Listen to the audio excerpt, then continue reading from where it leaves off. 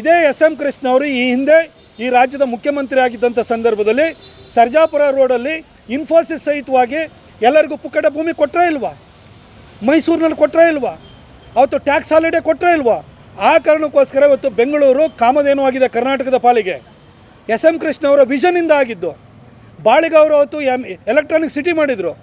ದೇವರಾಜ್ ಅರಸು ಅವರ ಕೃಪೆ, ರಾಮಕೃಷ್ಣ ಹೆಗಡೆ ಅವರ ಕೃಪೆಯಿಂದಾಗಿ ಇವತ್ತು ಬೆಂಗಳೂರಿನಲ್ಲಿ ಎಲೆಕ್ಟ್ರಾನಿಕ್ ಸಿಟಿ ಅನ್ನೋದು ಬೆಳೀತು. ನಾವು ಆ ಕೆಲಸ ಮಾಡಿದ್ರಿಂದಲೇ ಬೆಂಗಳೂರು ಬೆಳೆದಿದ್ದು. ಬೆಂಗಳೂರು ಇವತ್ತು ಉಸಿರು ಕಟ್ಟುವಂಥ ಸ್ಥಿತಿ ಬಂದಿದೆ. ಬೇಡ, ಮೈಸೂರಿಗೆ ಕಳಿಸಿ ಸರ್, ಕಲಬುರ್ಗಿಗೆ ಕಳಿಸಿ, ಕೋಸ್ಟಲ್ ಲೈನ್ ಬೇಕು ಅಂದರೆ ಮಂಗಳೂರಿಗೆ ಕಳಿಸಿ, ಕಾರವಾರ ಇದೆ ನಮಗೆ, ಬೆಳಗಾವಿಗೆ ಕಳಿಸಿ. ನೀವು ಇದು ಯಾವ ಜಾಗ ನಿಮಗೆ ಕಾಣಿಸ್ತಾ ಇಲ್ವಾ? ಇಲ್ಲಿ ಕೊಡಿ ಸರ್, ಬೆಂಗಳೂರಲ್ಲೇ ಯಾಕೆ ಕೊಡಬೇಕು?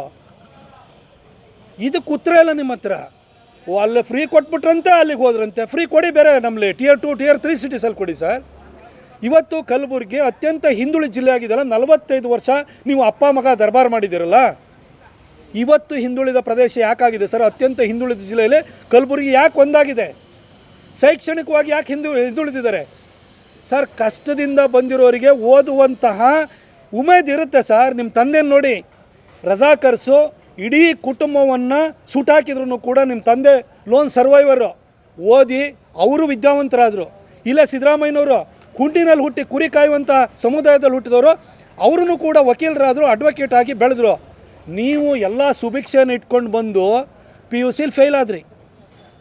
ಬೇರೆ ಮಕ್ಕಳಿಗಾದ್ರೂ ಒಳ್ಳೆಯ ಅವಕಾಶನ ಮಾಡಿಕೊಡ್ಬೋದಿತ್ತು. ನಿಮ್ಮ ಥರ ತಂದೆ ಎಲ್ಲರಿಗೂ ಸಿಗಲ್ಲ ಸರ್. ಫೇಲ್ ಆಗಿರೋ ಮಕ್ಕಳಿಗೂ ಕೂಡ ಸಾವಿರಾರು ಕೋಟಿ ಆಸ್ತಿ, ಅದರಲ್ಲಿ ಬೆಂಗಳೂರಿನಲ್ಲಿ ಸದಾಶಿವನಗರದಲ್ಲಿ ಮನೆಗಳು, ಬಂಗ್ಲೆಗಳು, ಕಾರ್ಗಳು, ಒಂದೇ ನಂಬರಿನ ಕಾರ್ಗಳು ಎಲ್ಲರಿಗೂ ಸಿಗಲ್ಲ. ಆ ಥರ ಎಲ್ಲರೂ ಮಾಡ್ಕೊಡೋಕ್ಕಾಗಲ್ಲ. ಆ ಕಲಬುರ್ಗಿ ಮಕ್ಕಳ ಭಾಗ ಆದರೂ ನೀವು ಯೋಚನೆ ಮಾಡ್ಬೋದಿತ್ತು. ಇದ್ಯಾವುದು ಮಾಡಲಿಲ್ಲ. ಪ್ರತಿನಿತ್ಯ ಆರ್ ಎಸ್ ಎಸ್ ಅಂತ ಬೈತೀರಿ. ಪ್ರಿಯಾಂಕ್ ಖರ್ಗೆ ಅವರೇ, ಕಡೆಯದಾಗಿ ನಿಮ್ಗೊಂದು 2 ಪ್ರಶ್ನೆ ಕೇಳ್ತೀನಿ. ಎಸ್ ಎಂ ಕೃಷ್ಣ ಅವರು ಈ ರಾಜ್ಯದ ಮುಖ್ಯಮಂತ್ರಿ ಆಗಿದ್ದಾಗ ಇಡೀ ನಮ್ಮ ಏನು ಕಲ್ಯಾಣ ಕರ್ನಾಟಕ ಇದೆ ಆ ಭಾಗದಲ್ಲಿ ಸೆಂಟ್ರಲ್ ಇಂಡಿಯಾದಲ್ಲಿ ಚರ್ಚ್ಗಳ ಮೇಲೆ ದಾಳಿ ಆಯಿತು. ಚರ್ಚ್ ದಾಳಿ ಆದಾಗ ಎಲ್ಲರೂ ಕೂಡ RSS, ಸಂಘ ಪರಿವಾರ, ಹಿಂದೂ ಸಂಘಟನೆಗಳು ಅಂತ ಬೈತಾಯಿದ್ರು. ಕೊನೆಗೆ ಅದರ ಬಗ್ಗೆ ತನಿಖೆ ಆದಾಗ ಅಂಜುಮನ್ ದೀನ್ದಾರ್ ಅಂತ ಒಂದು ಮುಸ್ಲಿಂ ಸಂಘಟನೆ ಅದಕ್ಕೆ ಕಾರಣವಾಗಿತ್ತು. ಅದು ನಿಮ್ಮೂರಲ್ಲೇ ನಡೆದಿದ್ದಂಥ ಘಟನೆ. ಇಷ್ಟಾಗಿಯೂ ನೀವು RSSನ ಬೈತೀರಿ. ಇನ್ನೊಂದು ಕೇಳ್ತೀನಿ ನಿಮಗೆ, UN ಡೆಸಿಗ್ನೇಟೆಡ್ ಟೆರರ್ ಆರ್ಗನೈಜೇಷನ್ಸ್ ಅಂತ ಇರುತ್ತೆ. ಅಂದರೆ ವಿಶ್ವಸಂಸ್ಥೆ ಇಂತಿಂಥವು ಭಯೋತ್ಪಾದಕ ಸಂಘಟನೆಗಳು, ಇಂತಿಂಥವರು ಭಯೋತ್ಪಾದಕರು, ಸಮಾಜಘಾತಕ ಕಾರ್ಯದಲ್ಲಿ ತೊಡಗಿದ್ದಾರೆ, ಪ್ರತ್ಯೇಕವಾದ ತೊಡಗಿದ್ದಾರೆ ಅಂತ ಅವರು ಲಿಸ್ಟನ್ನು ಅನೌನ್ಸ್ ಮಾಡ್ತಾರೆ. UN ಡೆಸಿಗ್ನೇಟೆಡ್ ಟೆರರ್ ಆರ್ಗನೈಜೇಷನ್, ವಿಶ್ವಸಂಸ್ಥೆ ಘೋಷಣೆ ಮಾಡಿರುವಂತಹ ಟೆರರ್ ಆರ್ಗನೈಜೇಷನಲ್ಲಿ ಒಂದಾದರೂ ಹಿಂದೂ ಸಂಘಟನೆಗಳು, ಸಂಸ್ಥೆಗಳು ಇದ್ದಾವೆ ಹೇಳಿ ಸರ್? ಒಬ್ಬ ಹಿಂದೂ ಆದರೂ ಇದ್ದಾನೆ ಅದರಲ್ಲಿ ಹೇಳಿ ಸರ್? ಆದರೂ ಕೂಡ ಹಿಂದೂ ಸಮಾಜದ ಬಗ್ಗೆ ಮಾತಾಡ್ತೀರಿ.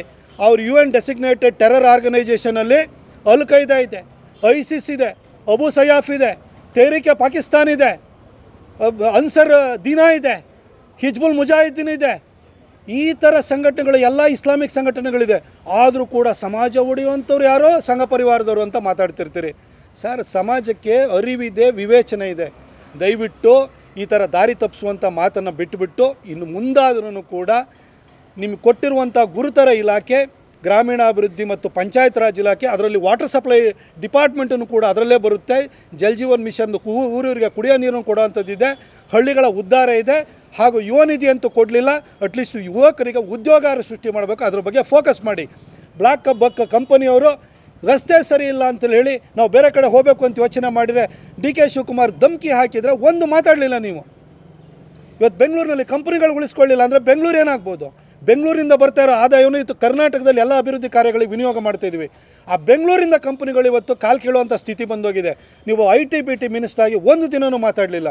ಅದು ಬಿಟ್ಬಿಟ್ಟು 50 ವರ್ಷದಿಂದ ಬೆಳೆದಿರೋಂಥ ಬೆಂಗಳೂರು ಬಗ್ಗೆ ಎಲ್ಲದನ್ನು ತೆಗೆದು ನಿಮ್ಮ ಅಕೌಂಟು ಅನ್ನೋ ರೀತಿಯಲ್ಲಿ ಪತ್ರಿಕೆಗಳ ಬಗ್ಗೆ ಹೇಳಿಕೆ ಕೊಡ್ತೀರಿ ಸರ್.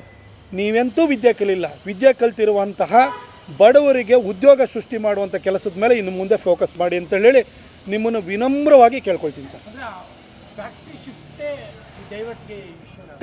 ಅಲ್ಲ, ಗೂಗಲ್ದು AI ಹಬ್ಬು ನಿಮಗೆ ವಿಶಾಖಪಟ್ಟಣಮ್ಗೆ ಅಂತ ಜಾಗಕ್ಕೆ ಹೋಗುತ್ತೆ ಅಂತಂದರೆ ಬೆಂಗಳೂರಿನ ಸಿಲಿಕಾನ್ ವ್ಯಾಲಿ ಆಫ್ ಇಂಡಿಯಾ ಅಂತ ಹೇಳ್ತಾರೆ. ಟ್ಯಾಲೆಂಟ್ ಇರುವಂಥದ್ದು ಇಲ್ಲಿರುವಂಥ ಸೆಮಿಕಂಡಕ್ಟರ್ ಯೂನಿಟನ್ನು ಹಾಕ್ತೀವಿ ಅಂತ ಬಂದಂಥ ಕೇನ್ಸ್ ಟೆಕ್ನಾಲಜಿಯವರು ತೆಲಂಗಾಣಕ್ಕೆ ಓಡೋಗ್ತಾರೆ. ಈ ಥರ ಸ್ಥಿತಿ ಹೋದರೆ ಬೆಂಗಳೂರಿಂದ ಒಂದೊಂದೇ ಕಂಪ್ನಿಗಳು ಕಾಲು ಕಿತ್ಕೊಂಡು ಹೋದರೆ ನಮ್ಮ ಮಕ್ಕಳೆಲ್ಲಿಗೆ ಹೋಗಬೇಕು? ನಮ್ಮ ಎಜುಕೇಟೆಡ್ ಯಂಗ್ಸ್ಟರ್ ಎಲ್ಲಿಗೆ ಹೋಗಬೇಕು? ಬೆಂಗಳೂರಿಗೆ ಕೆಟ್ಟ ಹೆಸರು ಬರ್ತಾ ಇದೆ. ರಸ್ತೆ ಎಲ್ಲ 1 ಕಿಲೋಮೀಟ್ರ್ ರಸ್ತೆನೂ ಕೂಡ ಗುಂಡಿ ಇಲ್ದಲೇ ಸಿಗ್ತಾ ಇಲ್ಲ. ಡಿ ಕೆ ಶಿವಕುಮಾರ್ ಅವರಿಗೆ ಮುಖ್ಯಮಂತ್ರಿ ಆಗುವಂಥ ಧಾವಂತ ಇದೆ ಹೊರತು 2.5 ವರ್ಷದಲ್ಲಿ ಬೆಂಗಳೂರು ಅಭಿವೃದ್ಧಿ ಮಾಡಿದ್ರು ಅವರು. ಏನು ಮಾಡ್ತಾಯಿಲ್ಲ, ರೈತರದ್ದು ಭೂಮಿನ ಕಬಳಿಸ್ಕೊಂಡು ಇವಾಗೇನೋ 3 ಪಟ್ಟು ಕೊಡ್ತೀವಿ 4 ಪಟ್ಟು ಕೊಡ್ತೀವಿ ಅಂತ ಬೆಂಗಳೂರನ್ನ ಯಾಕೆ ಎಕ್ಸ್ಪ್ಯಾಂಡ್ ಮಾಡ್ತಾಯಿದ್ರಿ ನೀವು? Tier 2 Tier 3 ಸಿಟೀಸನ್ ಬೆಳೆಸಿ. SM ಕೃಷ್ಣ ಅವರಂತಹ ದೂರದೃಷ್ಟಿ ಇರುವಂಥ ಮಹಾನುಭಾವ ಈ ರಾಜ್ಯದ ಮುಖ್ಯಮಂತ್ರಿ ಆಗಿದ್ದ. ಆತನನ್ನು ಕೊಟ್ಟಿದ್ದು ಕಾಂಗ್ರೆಸ್ಸು. ಇವತ್ತು ಮೈಸೂರಲ್ಲಿ ಇನ್ಫೋಸಿಸ್ ಬಂದಿರೋದಿರ್ಬೋದು, ಅದೇ ಮಂಗಳೂರಿನಲ್ಲಿ ಇನ್ಫೋಸಿಸ್ ವಿಪ್ರೋ ಬಂದಿದ್ದಿರ್ಬೋದು, ಹುಬ್ಬಳ್ಳಿನಲ್ಲಿ ಇನ್ಫೋಸಿಸ್ ಇರುವಂಥದ್ದಿರ್ಬೋದು. SM ಕೃಷ್ಣ ಅವ್ರ ಕೊಡುಗೆ. ಆ ದಾರಿನಲ್ಲಿ ಹೋಗೋದು ಬಿಟ್ಟು ಇವತ್ತು ಬೆಂಗಳೂರಿನಲ್ಲಿ SM ಕೃಷ್ಣ ಅವ್ರ ಕಾಲದಲ್ಲಿ ಬಂದಂಥ ಕಂಪ್ನಿಗಳು ಕೂಡ ಬೇರೆ ರಾಜ್ಯಕ್ಕೆ ಪಲಾಯನ ಮಾಡುವಂಥ ಸ್ಥಿತಿ ಬಂದೋಯ್ತು ಅಂದರೆ ನಮ್ಮ ಮಕ್ಕಳೆಲ್ಲಿಗೆ ಹೋಗಬೇಕು? ಈ ರಾಜಕಾರಣಿ ಮಕ್ಕಳಿಗೆ ಅವ್ರ ಅಪ್ಪಂದಿರು ಮಾಡಿರ್ತಾರೆ, ಅನ್ಯ ಮಾರ್ಗದಲ್ಲಿ ದುಡ್ಡು ಮಾಡಿ ಇಟ್ಟಿರ್ತಾರೆ. ಆದರೆ ಸಾಮಾನ್ಯ ಜನರ ಮಕ್ಕಳೆಲ್ಲಿಗೆ ಹೋಗಬೇಕು?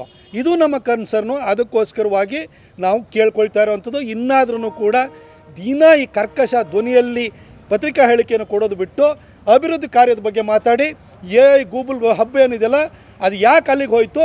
ಕೇನ್ಸ್ ಟೆಕ್ನಾಲಜಿಯವರು ಮೈಸೂರಿನಲ್ಲಿ ಏನು ಸೆಮಿಕಂಡಕ್ಟರ್ ಯೂನಿಟ್ ಹಾಕ್ತೀವಿ ಅಂತ ಹೇಳಿಬಿಟ್ಟು ಅವ್ರು ಯಾಕೆ ಹೋಗಿ ತೆಲಂಗಾಣದಲ್ಲಿ ಭೂಮಿ ಪೂಜೆಯನ್ನು ಮಾಡಿದರು? ಬ್ಲ್ಯಾಕ್ ಬಕ್ ಕಂಪನಿಯವರು ಅವರೊಂದು ರಸ್ತೆ ಮಾಡಿಕೊಡಿ ಅಂತ ಹೇಳಿದ ಕೂಡಲೇ ಅವರಿಗೆ ಡಿ ಕೆ ಶಿವಕುಮಾರ್ ಧಮಕಿ ಹಾಕಿದ್ರು ಕೂಡ ಪ್ರಿಯಾಂಕ್ ಖರ್ಗೆ ಯಾಕೆ ಮಾತಾಡ್ತಾ ಇಲ್ಲ? ಅದನ್ನು ದಯವಿಟ್ಟು ಹೇಳಬೇಕು.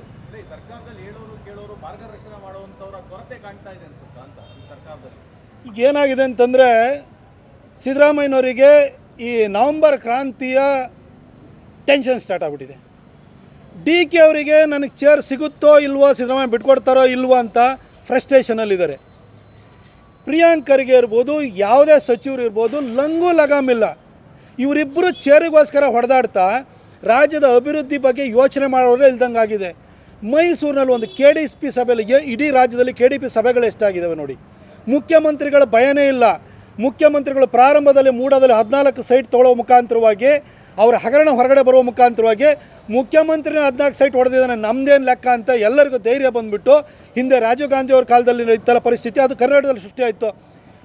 ಈ ದೇಶದ ಪ್ರಧಾನಿನೇ ಬೋಫೋರ್ಸ್ನಲ್ಲಿ ದುಡ್ಡು ಹೊಡಿತಾನೆ ಅಂತ ಹೇಳಿದರೆ, ಗ್ರಾಮ ಪಂಚಾಯತಿ ಪ್ರಧಾನ ಇದ್ದ ಆ ಕಾಲದಲ್ಲಿ ನಮ್ಮ ದೇಶದ ಪ್ರಧಾನಿನೇ ದುಡ್ಡು ಹೊಡಿತಾನೆ, ನಮ್ಮದೇನು ಲೆಕ್ಕ ಅಂತ ಹೇಳ್ಬಿಟ್ಟು ಪ್ರಧಾನಿಗೂ ಕೂಡ ಧೈರ್ಯ ಬಂದಿತ್ತು ಭ್ರಷ್ಟಾಚಾರ ಮಾಡಲಿಕ್ಕೆ.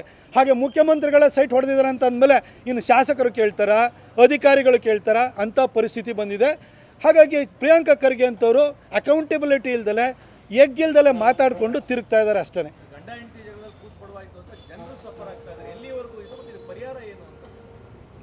ಪರಿಹಾರ ಈ ಸರ್ಕಾರ ತೊಲಗಬೇಕು. ಆದರೆ ತೊಲಗಬೇಕು ಅಂತ ಹೇಳಿದರೆ 2028ವರೆಗೂ ಕಾಯಲೇಬೇಕು. ಸರ್, ಈಗ ಪ್ರಿಯಾಂಕಾ ಖರ್ಗೆ ಅವರು ಭೀಮಾ ಆರ್ಮಿ ಸ್ಥಾಪನೆ ಮಾಡ್ತಾ ಇದ್ದೀವಿ ನಾವು, RSSಗೆ ಪರ್ಯಾಯವಾದಂತಹ ಆರ್ಮಿ ಎನ್ನುವಂಥ ಮಾತನ್ನು ಕೂಡ ಹೇಳ್ತಾರೆ. ನಾನು ಆ ಹೇಳಿಕೆಯನ್ನು ನೋಡಿದೆ. ಪ್ರಿಯಾಂಕಾ ಖರ್ಗೆ ಅವರೇ, ಭೀಮ್ ಆರ್ಮಿಯನ್ನು ನೀವು ಮಾಡಿ, ಆದರೆ ಮಾಡುವ ಮೊದಲು ಆ ಮಾಡುವ ಅರ್ಹತೆ ನಿಮಗಾಗಲಿ ನಿಮ್ಮ ಕಾಂಗ್ರೆಸ್ ಪಕ್ಷಕ್ಕಾಗಲಿ ಇದೆಯಾ ಅಂತ ಹೇಳಿ ದಯವಿಟ್ಟು ಆತ್ಮಾವಲೋಕನವನ್ನು ಮಾಡಿ. ಬಾಬಾ ಸಾಹೇಬ್ ಅಂಬೇಡ್ಕರ್ ಅವರು 1947ರಲ್ಲಿ ಸ್ವಾತಂತ್ರ್ಯ ಬಂದಾದ ನಂತರ ಸ್ಥಾಪನೆಯಾದಂಥ ಹಂಗಾಮಿ ಸರ್ಕಾರದಲ್ಲಿ ಕಾನೂನು ಸಚಿವರಾಗಿದ್ದರು. Hindu code bill for women ಅಂತ ಹೇಳ್ಬಿಟ್ಟು ಮಹಿಳೆಯರಿಗೆ ಆಸ್ತಿ ಹಕ್ಕು ಸೇರಿದಂತೆ ಭಾಳಷ್ಟು ಅಧಿಕಾರಗಳನ್ನ ಕೊಡಲಿಕ್ಕೆ ಆ ಬಿಲ್ಲನ್ನು ತರಬೇಕಾದ್ರೆ ಅದನ್ನು ಅಪೋಸ್ ಮಾಡಿ, ಅದು ಕಾನ್ಸ್ಟಿಟ್ಯೂಯೆಂಟ್ ಅಸೆಂಬ್ಲಿನಲ್ಲಿ ಬಿದ್ದೋಂಗೆ ಮಾಡಿ, ಅಂಬೇಡ್ಕರ್ ಅವರು ಮನನೊಂದು ಸಂಪುಟಕ್ಕೆ ರಾಜೀನಾಮೆ ಕೊಟ್ಟು ಹೊರಗಡೆ ಬರಲಿಕ್ಕೆ ಕಾರಣೀಭೂತರು ಯಾರು ಹೇಳಿ? ನೆಹರು.